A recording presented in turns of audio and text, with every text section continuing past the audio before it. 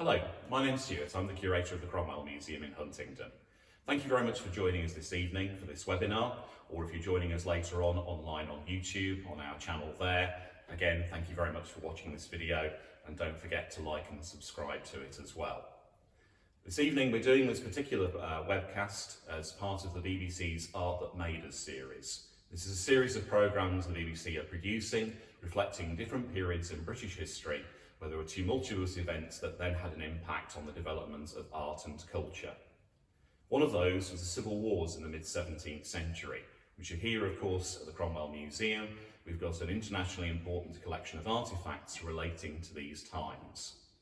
Most of those, of course, are relating to this particular gentleman behind me here, Oliver Cromwell, who, of course, rose from relative obscurity to become head of state in this period, the first person to be so who wasn't a member of royalty. Cromwell is one of the most significant figures in British history. He's also one of the most controversial. He was born here in Huntingdon, just up the street from the building where I'm standing at the moment, and then attended a grammar school in this particular building. Cromwell today is seen by some as a champion of democracy. For others, he is a figure who is reviled because of his association with the trial and execution of Charles I, or for his infamous campaign in Ireland in 1649. We've tried to recognise that. Our job is to try and tell his story, warts and all, which of course many of the artworks supposedly were painted or produced to represent Cromwell in that fashion. What I'm going to do over the next half hour is show you at least 6 of our artworks from the museum's collections and ask whether or not Cromwell indeed wanted to be depicted warts and all, to look at some of these paintings produced by some of the iconic artists of the mid-17th century and ask what they reveal about Cromwell, his character, and indeed what the artist was trying to show as part of these particular paintings and the stories behind them. Probably one of the most iconic paintings that we've got in our collections is this one just next to me here. This is a life-size portrait of Oliver Cromwell. He stands 5'8" in this particular painting, which is how tall we think he would have been in real life, just slightly above average height for a man in the mid-17th century. This particular painting is attributed to being painted by Robert Walker. In the mid-17th century, there were a number of really iconic artists. Sir Anthony van Dyck, of course, prior to the Civil War, who was the court painter to King Charles I. During the Civil War, William Dobson, who worked in Oxford, the royalist capital, painting many of the Cavaliers. Samuel Cooper, who painted many great portrait miniatures, including of Cromwell himself. Those are probably the first rank of artists working at this time. Others are just starting their career, like Sir Peter Lely. Robert Walker's probably in the second rank of artists, but he's still extremely talented and accomplished, and he became effectively the court artist to the parliamentarian regime, if you like. He painted many of the senior parliamentarians, and we have a number of examples of his work in our collection. We have 2 paintings of Cromwell, one of which I'll show you in a few moments, which is rather more generic, and for reasons we'll talk about, using different pieces of iconography in that painting that are taken from other people's pictures. But this one is absolutely unique. It's very much distinctively Walker's style in terms of the depiction of Cromwell's face here, and you'll notice that the face is without any of Cromwell's famous warts. They don't appear in Walker's paintings. It's really Lely's painting and Samuel Cooper's portrait miniatures where Cromwell is depicted with his famous warts. This painting here, however, is depicting Cromwell as the kind of full glory of a cavalry general. It's difficult to date the painting. Some have ascribed it to being sometime in the 1650s when he was Lord Protector, but really it's depicting him as a cavalry officer, a cavalry general. And he's wearing a blue sash which proclaims his loyalty to Sir Thomas Fairfax, that's sort of his colour. Fairfax was Lord General of the parliamentarian armies in the late Civil War period, sort of from the formation of the new model in 1645. Given the dating of this painting, it's quite likely it was produced in 1649 or 1650 before Fairfax's resignation. All of the portraits of Cromwell that we have date from later in his life. Earlier on, of course, he was a sort of tenant farmer. He came from a middling sort family. He was neither wealthy nor significant enough to have his portrait painted. So it's worth saying all the depictions of Cromwell we have date from after the First Civil War, by which time he'd made his name as a soldier, or from the period, of course, when he was becoming a significant politician, and indeed, of course, eventually Lord Protector. So in all of these paintings, he dates from his kind of the period of his late 40s and into his 50s. He's dressed here in very elaborate garb, as I say, depicting somebody who is a cavalry general, if you like. He's wearing a buff coat that you can see here, which is a kind of form of armour, thick cowhide, which could have turned a sword cut, or at a distance a spent musket or pistol ball. Sleeves here decorated with gold trim, with gold lace, fringed leather gloves. These breeches here with their elaborate sort of tabs at the bottom of them. You can see he's wearing bucket top boots, which are the sort of standard footwear for gentlemen in terms of showing off, but also practical garb for a man riding a horse. They can be folded down as here, which also exposes the boot lace inside, very fashionable in this period, or pulled up so they're almost crotch length to protect your legs whilst you're riding. All of this, of course, is quite elaborate garb, and it goes against the popular image of Cromwell as being a very dour figure, often dressed in black. This is certainly the image we tend to get from popular culture, the way he's being shown in films and television, sort of costume dramas, or of course the famous film Cromwell. Actually, in reality, there are no contemporary images of Cromwell wearing black at all, and the image of the black-clad Puritan is something really created in the 19th century by the Victorians, who misinterpreted 17th century portraits. Black was actually an expensive cloth dye, and beyond the means of many people. It's significant that Cromwell is mentioned as wearing black on certain occasions, such as the trial of King Charles I, or his installation as Lord Protector in 1653. So it's significant the fact that he's actually specifically mentioned as wearing black on these occasions. Actually, for much of his life, he didn't really care very much about his appearance and seems to have been quite scruffy. When he arrived in Parliament, when Parliament was recalled in 1640, it was commented that he looked like he'd been sort of dressed in ill-fitting clothing from a poor country tailor, and usually got blood on his collar from where he'd cut himself shaving. So the elaborate clothing here is very much a sort of status symbol, a way of showing off and showing that he's made it as a cavalry soldier, as a general, a senior officer. It's also depicted by the baton that he's carrying, a badge of rank. Today, of course, sometimes field marshals are still issued with a ceremonial marshal's baton. And we can see peeping from the side here his cavalry sword. And it's thought that this is quite probably one of the cavalry mortuary swords, the basket-hilted swords that we have here in the museum's collections on long-term loan to us from the Cromwell family. Now, Robert Walker, as I say, was a skilled artist, but it's quite possible that he missed some bits out either deliberately in order not to distract too much from the painting, or simply through ignorance about the way that armour worked in particular. A lot of Civil War enthusiasts, when they come to the museum, regularly point out that there's something wrong with the breastplate here that Cromwell's wearing. There are no joins at the shoulders, no shoulder straps coming over that would hold the breast and back plates together. So there's no sort of signs of visible joins, how the armour works, or indeed if it was actually made like this, no visible evidence of how Cromwell actually would have got inside it. So it's most likely that this was missed off either for artistic reasons or simply the fact that the artist just didn't notice for some reason or other when he was Cromwell was sitting for this painting, just kind of didn't miss them off for some purpose. Given that this particular costume is so distinctive, it's tempting to suggest that this is actually an item of clothing that Cromwell might have actually worn, particularly given things like the sword evidence in the painting. And unlike some of the other portraits where it's recycling imagery from other sort of artists' work and trying to put across a particular image as such because of that, here he's wearing sort of something which is so distinctive, it's quite probable he might actually have worn something like this.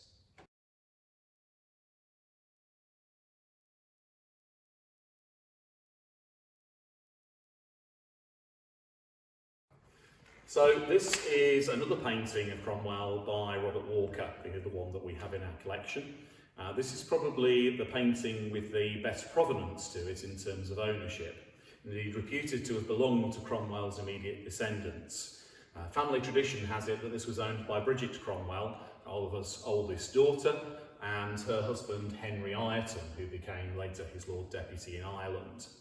It passed through their family down to some nephews, the Pole-Hill family, and indeed they owned it for some centuries, so hence it's known as the Pole-Hill portrait.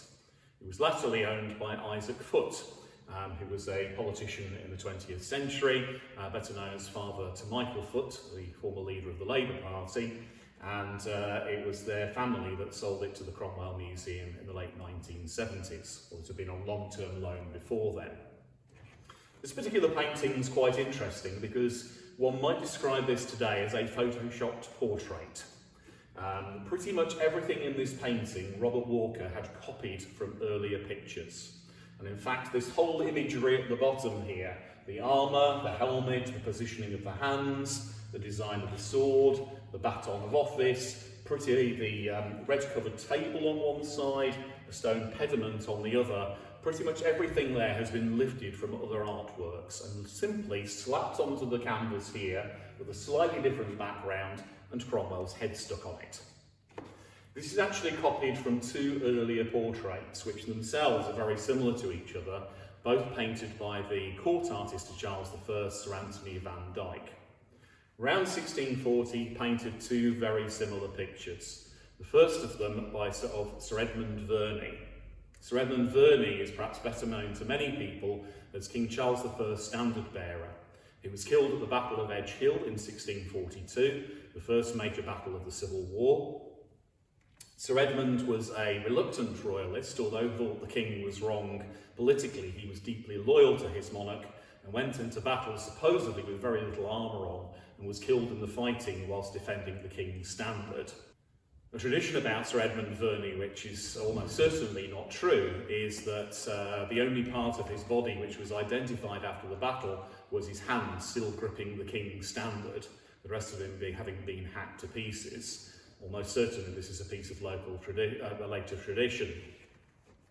Sir Edmund Verney's picture is virtually identical to this one, and that may have been the one that was painted first. Another royalist shortly thereafter, Sir Kenelm Digby, a remarkable character who was the son of one of the gunpowder plotters, who also served as a buccaneer, a courtier, who wrote a cookery book, who invented the glass wine bottle, who was a lover and romantic, an alchemist, a scientist of his time, a genuine Renaissance man, also had his portrait painted around about 1640 with exactly the same armour and exactly the same positioning. And you can see examples of both of these paintings in the collections of the National Portrait Gallery. This particular painting here, according to family tradition, dates from around 1646. Almost certainly that's not the case. It's a bit early for Cromwell to have paintings constructed of himself, and to be quite frank, he was rather too busy at that point, still dealing with the outfall of the Civil War and the Leveller movement and so on, and to have time to have his portrait painted. More likely, this particular painting took place in 1649, in the spring of that year, between the trial and execution of Charles I and Cromwell's departure for his infamous campaign in Ireland. A year or so later, another portrait was painted by an unknown artist, again in the National Portrait Gallery's collections, which again has virtually identical armour and positioning on it, which is of another noted parliamentarian, Sir Arthur Haselrig, who commanded a regiment of cavalry, the famous lobsters, during the Civil War, and indeed had been one of the 5 MPs that King Charles I had tried to arrest in January 1642. There's a lot of recycling of imagery going on here, and we'll see further examples of that in just a moment.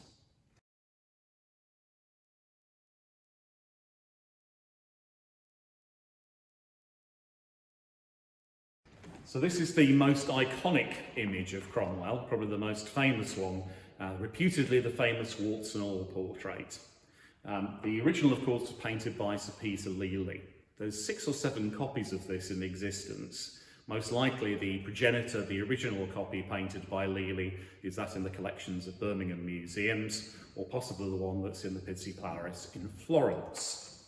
This particular example here may be one of those original studio copies, as I say, painted at that time. Multiple copies were quite often produced of paintings in this period, particularly at the time when somebody, of course, would have been a head of state.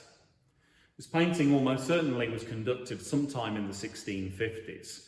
Now, whether, of course, Cromwell himself actually sat for Lely, or whether Lely was simply copying the imagery here off another portrait, is entirely open to question. But the tradition has it that Cromwell went to see Lely, who was, of course, well known for romanticising his sitters, making them look better than they really were. And Cromwell supposedly said to him, "Mr. Lely, I require you to use the best of your talents. Paint me as I am, pimples, warts and everything, otherwise I shan't pay you a farthing for the painting." And this, of course, is supposedly where we derive the phrase warts and all from. Now, there's no evidence that really Cromwell actually said this. It's been suggested by many people that actually he might have said this to a different artist, Samuel Cooper. It's significant that both this portrait and the Cooper miniatures are the ones that depict Cromwell actually with his warts. You'll have noticed on the Walker paintings there's no evidence of these sorts of blemishes, and we shouldn't be surprised by this. Artists represented people in different ways. No two portraits of Cromwell are alike. There's a simple reason for this, even though they were painted in many cases during his lifetime and quite often from life.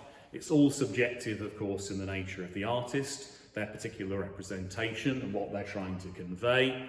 And of course, they were all painted at different times. So therefore, of course, Cromwell's appearance did vary as ours does today. The earliest version of the story we have about Lely and this particular quotation is over a century after Cromwell's death, and it's reported in a book about art history by the art historian Horace Walpole. So it's quite possible, seeing as this was reported over a century after Cromwell's time, that the quote is entirely made up. But we don't know for sure, and it does certainly depict Cromwell's famous warts inside this painting. Of course, whether or not it's an accurate depiction of him, well, I'll leave for that for you to decide. Of course, with paintings, it's far easier, as I say, to make alterations and make people look better or worse than they really are.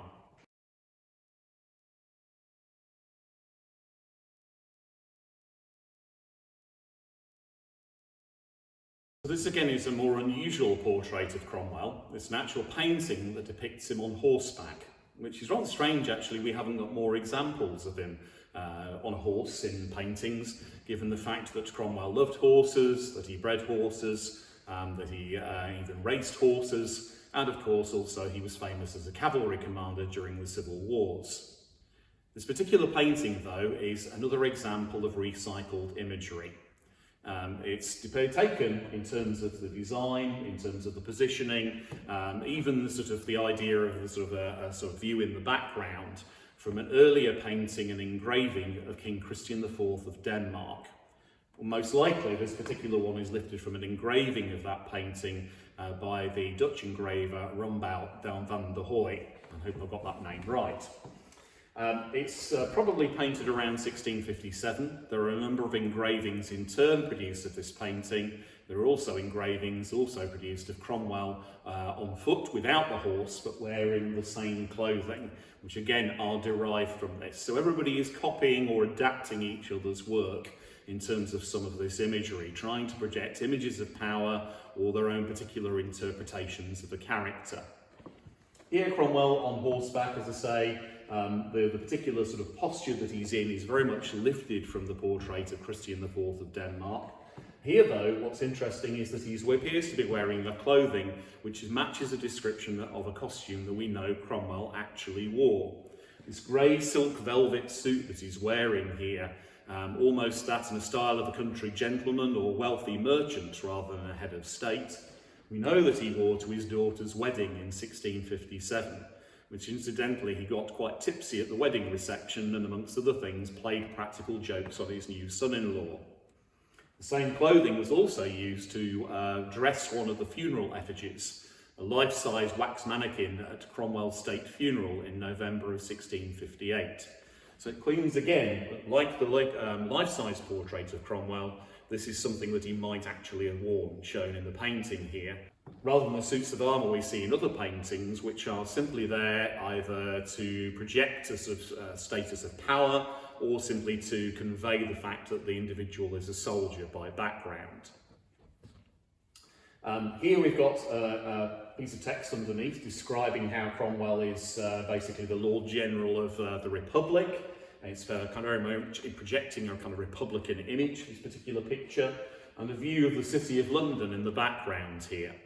This, of course, is a view of London prior to the Great Fire in 1666. So many of the buildings that can be depicted here, or seen quite clearly here, are ones that would have disappeared less than a decade after this painting was produced. Here between the back legs is St Paul's Cathedral, the old medieval church, now of course replaced by the more familiar domed building of Sir Christopher Wren. The old London Bridge across the river with all the shops and houses on it. Many of the medieval churches in the city, as well as some familiar buildings like the Tower of London and the spires in the foreground of Southwark Cathedral. So it's quite an interesting painting. There's also what I always quite like as well is the fact that there's a bit of middle-age spread of going on here as well. So whether or not that's an indication of Cromwell's lack of vanity, or maybe even somebody lampooning him in this painting, well, you can judge for yourself with regard to that.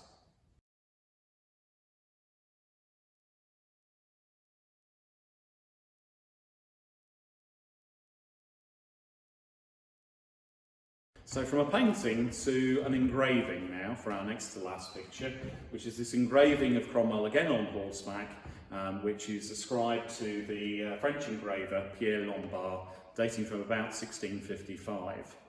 Now, for many people, of course, know their art history from the mid-17th century, this particular image will be quite famous. Not from an image of Cromwell, but because it's lifted directly from a very famous painting of King Charles I.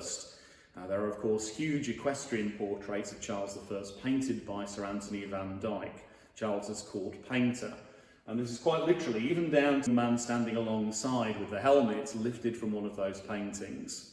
The background's been changed slightly, but otherwise it's almost as if somebody's photoshopped Cromwell's head onto the earlier picture. Lombard actually reused this particular image on a number of occasions. And indeed, later on, he reused the image after Cromwell's fall by simply replacing Cromwell's head with that of King Louis XIV of France. So it's been quite often known as the headless horseman picture because it's very easy to be replaced and literally almost for the 17th century equivalent of photoshopping the head on to basically project a common image of power and status shared between all of these different monarchical figures. Simply by reusing and recycling the same piece of imagery.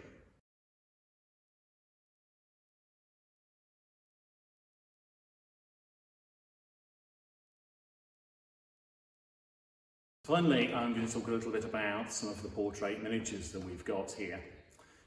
Probably the most famous portrait miniaturist of the mid-17th century, and probably the most talented, was a gentleman by the name of Samuel Cooper, who of course has appeared in the Art That Made Us TV series, the iconic image of Cromwell that he painted a portrait miniature, of which there's several copies, one in the National Portrait Gallery, another in the collection of the Duke of Buccleuch, which is probably one of the sort of most famous pictures of Cromwell, again depicting him very much warts and all, painted in the last few years of his life when Cromwell seems quite worn down, aged, haggard and careworn, possibly by the sort of affairs of state, as it were.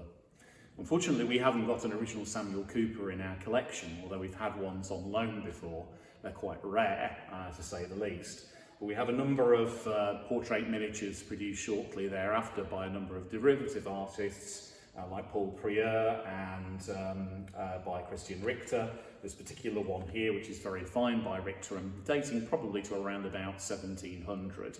So these are miniaturists working in the late 17th century, often copying some of Cooper's imagery, and very much sort of at a time when portrait miniatures were very fashionable for people.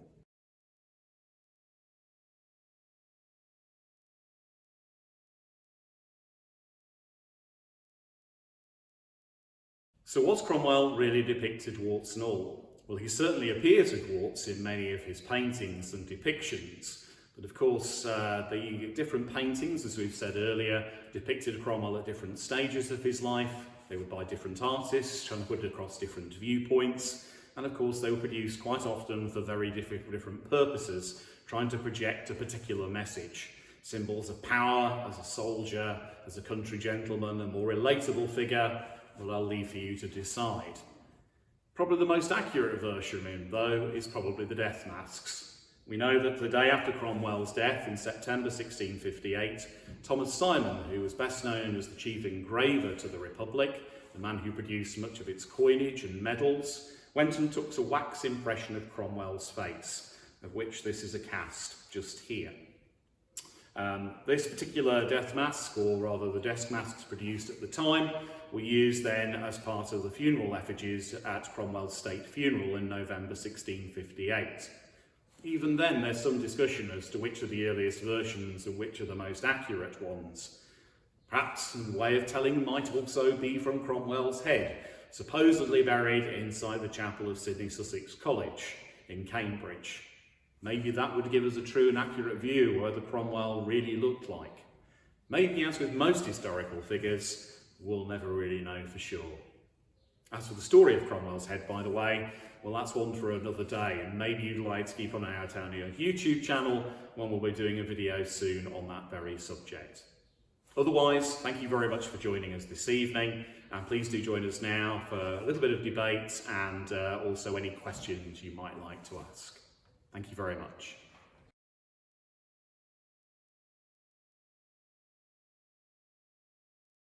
There we go. So, I hope you found that interesting. So that's a view of just 6 of the works that we've got in the Cromwell Museum's collections, which date from Cromwell's lifetime or near enough. The ones that are probably or arguably might be the best representations of him. So therefore those are, I think, probably some of the most interesting ones there, certainly the ones that, as I say, are probably perhaps sort of different sort of areas for discussion and so on. I've seen a few people have posted various bits and pieces whilst we've been while we've been kind of playing that. A question from Sinead in Huntingdon. Can somebody tell the channel the BBC series is on? Yes, it's on BBC Two.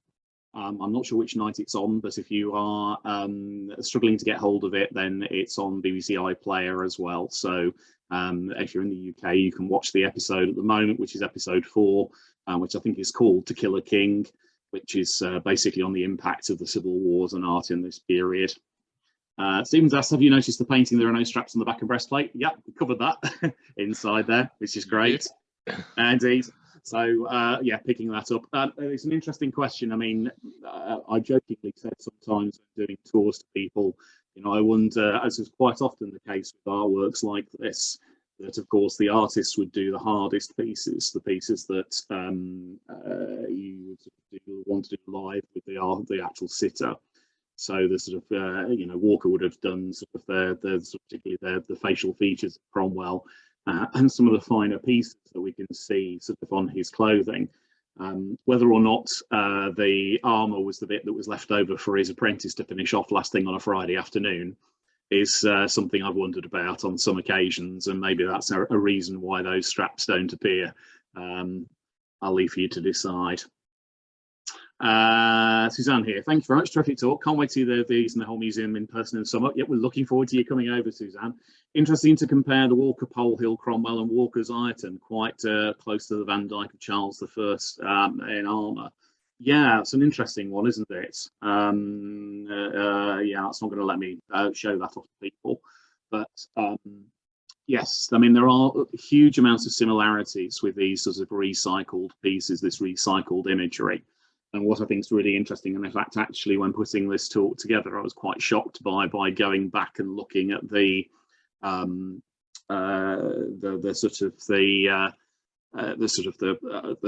Digby portrait and so on, and you compare them to that Cromwell portrait. The armour is identical.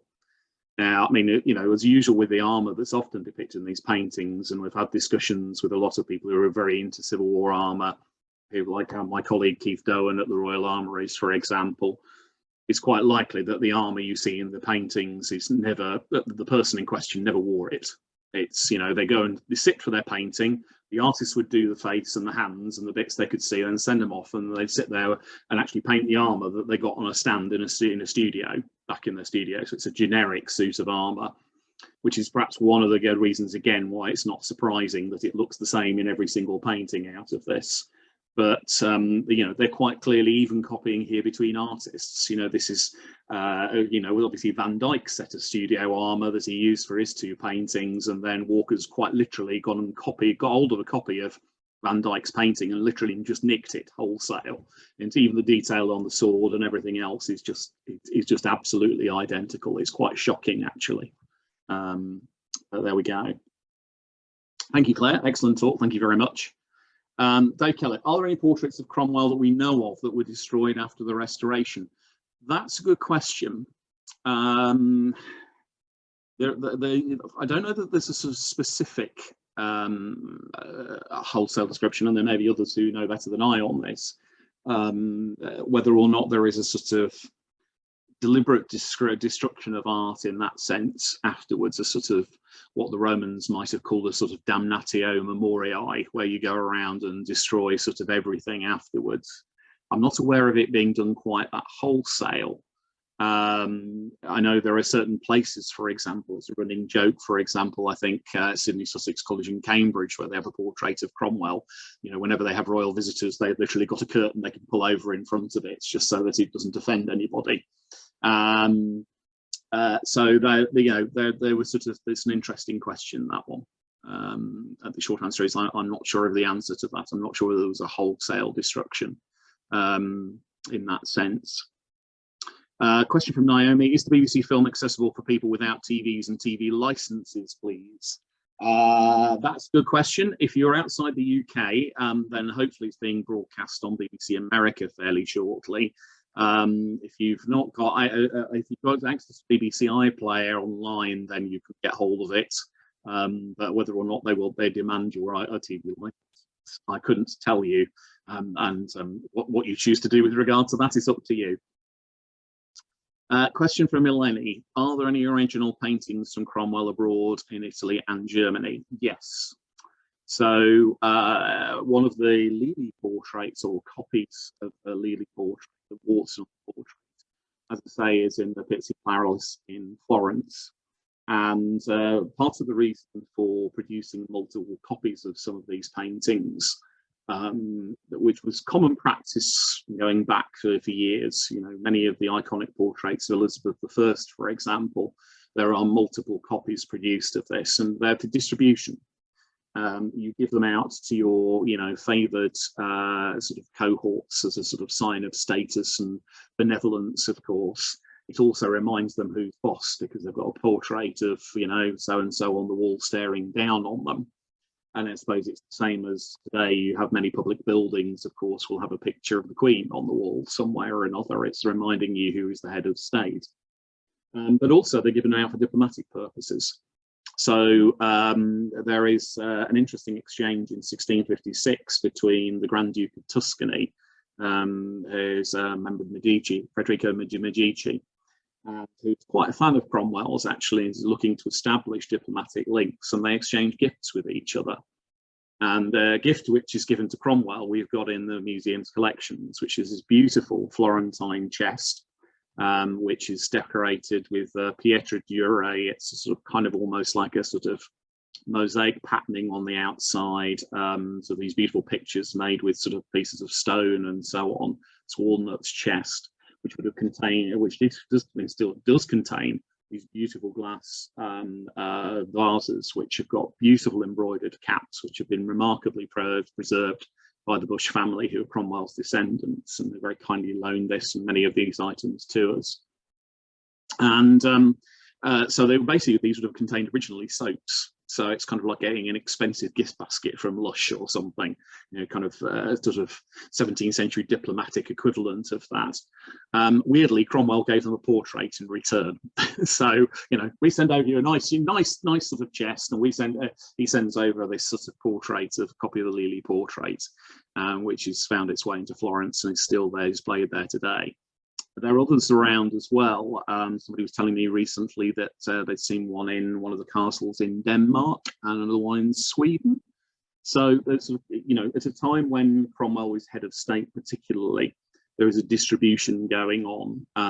It's, you know, part of the sort of diplomatic language of the period that often these sort of portraits are acquired or exchanged as sort of parts of the sort of diplomatic processes, which is where they find themselves in different places. So yeah, that's an interesting question, that one. Are there any other questions anybody would like to know? Ask anything else anybody would like to ask at all? Lisa. Hello, Lisa. Hi, Stuart. How are you doing? I'm good, thanks. I've been making a bit of slow progress, but this is exactly the topic I've been looking at recently. So I'm so glad to see your talk. Are you going to be sending a recording out to us? Yes. So recording will go live on our website, on the YouTube channel tomorrow. So it will go live on the public one, so anybody can access this. But also as well, I'll send a link round to everybody attending this evening as well, so you can have a look at it. Okay. And I think also as well, because I should explain to everybody else, Lisa's researching portraits of this period and looking at portraiture of the Cromwellian court, and did an excellent paper last year now on the portraits of the Cromwell women. So it'd be very interesting to see your views next week when we're discussing that as well. Yeah, definitely. So my question, forgive me because I joined you late, so you may have already addressed this, but as you said, the pictures, the portraits of Cromwell are so diverse and were used for different purposes. To what extent do you think that Cromwell was actually manipulating his own image? I'm interested to know whether you agree with my view on this or what your alternative view is. How much do you think he was responsible for that different representation? It's a really interesting question, isn't it? I think that there's an element of it varies, I think is probably the answer to that. It would be my take on it. We know Cromwell is very good at presenting himself, and he gets very good at that early on in the Civil War. And Ron Hutton's put his finger on this with his recent biography. I differ slightly from Ron in the sense that, Cromwell sort of is presented, I think, in Ron's book in that, as being a self-publicist, puts a publicist from moment one for political reasons.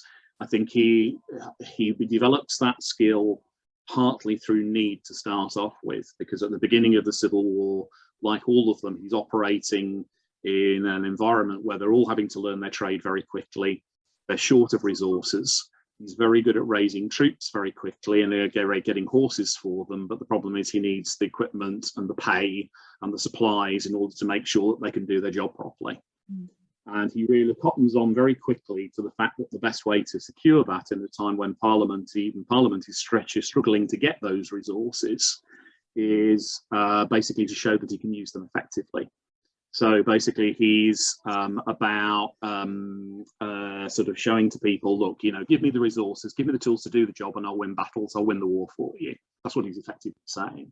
So he becomes very good at self-publicity early on to do that. And of course, later on, you can argue, of course, that gets used for slightly more political purposes. He gets used, of course, after Marston Moor for putting out the Scots, for example, and so on. So I think he's very good at he gets a flavour. He learns very quickly through the Civil War about the process of self-publicity. So I'd be very surprised if there isn't an element of that in terms of the production of these pictures. I think it varies from picture to picture. One of the things that we've got interesting in the collection is actually a receipt from a commission for Robert Walker. I think you've seen the receipt, haven't you? Where it's actually Mrs. Cromwell who's commissioned it. So some of the portraits are Elizabeth commissioning. She's obviously quite proud of her husband, and one of the ways she shows this off is by, basically commissioning pictures of him. So I think there's an element of that. But I think, there's an element which, they are putting out a very firm image in terms of a statement of power and strength and stability with the government. So, you can argue that's with his agendas about healing and settling the nation, but also by saying to both enemies, foreign and domestic, both royalists, once he becomes Lord Protector, this is both royalists and foreign powers, look, don't mess. This is now a stable government, I'm in charge, which is arguably what, all royal portraiture beforehand is about as well. So I think you know, whilst he's a Lord Protector, I think there's very much a sort of an element of my take on it would be that I think he is using imagery for a very specific purpose. Can I do a follow-up question? Of course you can. So, well, one of my contentions is that the portraits you were talking about, the Samuel Cooper miniatures, which you haven't got one, but I'm you know, you've got the ones that are the kind of copies of that original one, haven't you? And my contention is that those miniatures were used to give to people that were already kind of closer associates or former colleagues, if you like, I suppose, within the army, and that they show him more as it's a more down to earth. It's not kind of trying that message of authority and status and power that he's displaying. It's more kind of trying to show him as still the man that he always was, their former comrade in arms. I think you could read this either way. It's interesting. I don't know whether you've seen the episode, the BBC episode, the Art That Made Us episode on this at the moment, which is very interesting because they've got a modern photographer who's photographed all sorts of political leaders, including, interestingly, and I have to say I kind of went ooh a little bit because he compares Cromwell's that image to one photograph he took of Putin, which I kind of went ooh, right, okay, but for obvious reasons. That would be very popular. But I'm not sure I agree with all of his conclusions. I think if they are, I think the portrait miniatures, those, particularly the one which is in the Clue collection, which is never quite finished, it does show Cromwell looking sort of, you know, it does show him still as a commanding figure, I think, but I think he also appears much more vulnerable in that image. You know, he's obviously, I think he's painted in the last couple of years of his life, and he basically looks tired and worn down. It's the affairs of state on there. So yes, I could see your argument with that. I wouldn't disagree with that. Put it that way. I think miniatures I think are a much more personal thing, and they're as you say, you know, those sort of things you can keep about you as a person or as a keepsake. I mean, I think, you know, I'm not an expert on the role of miniatures in this period, but whereas, you know, you are making much more of a public statement with a larger portrait, and those are being used much more as either symbols of power or to project a particular image. Thank you. It's great. It's good to You're very welcome. That's no problem. Question from Paul here. Are there images of Cromwell in the printed media of the time? Yes. Imagery in the printed media, if we're talking about news books and the printed press at this time, of course, as many people here this evening will know, there is an explosion in the popular press during the Civil War period. If prior to the Civil War, there is censorship. That gets completely goes out the window in 1642 once war starts because nobody's enforcing it, and of course both sides are using printed propaganda, and so the genie's out of the bottle, and huge quantities of printed stuff. It's arguably the first fake news war, I always contend, in British history at least. Both sides are churning out vast quantities of printed rubbish about each other. And yeah, I mean, the first image of Cromwell in a printed news book's about 1645-46, sort of fairly crude woodcuts of him. Once he becomes better known, there is a large amount of printed press and being produced, a lot of it being anti-Cromwell. So there's some fairly unflattering Dutch engravings of him, for example. With Dutch woodcuts, which at a time when the Dutch, of course, were at war with England during the First Anglo-Dutch War.